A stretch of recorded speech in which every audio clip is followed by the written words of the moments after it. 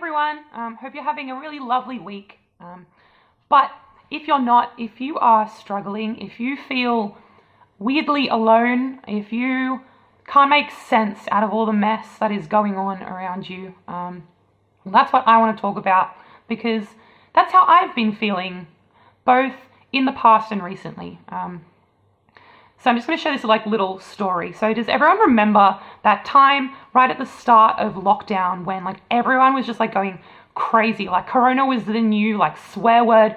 Someone said it, you were afraid and you were uncertain. You would go to the shops and people called Ethel would give you weird looks if you made a coughing noise. It was just a time of a lot of anxiety and fear. And that's something that started to bleed into my life. I started to feel this sense of just, the only words I have to explain it are overwhelming loneliness. I felt really disconnected from lots of things, from my family, from other Christians, and also from God. And then I read this Psalm 142, and it reminded me that our faith isn't just our feelings. In fact, if we equate our feelings with our faith, then sometimes we can actually go down a really rough path on something that God doesn't want for us. But faith is choosing to trust God despite what our feelings are saying. So I'm just going to read a few key verses from this. So it says in verses 2, I pour out my complaints before the Lord and tell him all my troubles. When I'm overwhelmed, you alone know the way I should turn. So first off, God is the best advice giver I have ever known and you will ever know.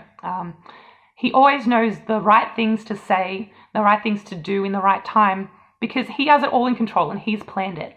And that's something that is really comforting to realize, and something that is really reassuring when you experience that intimacy with God.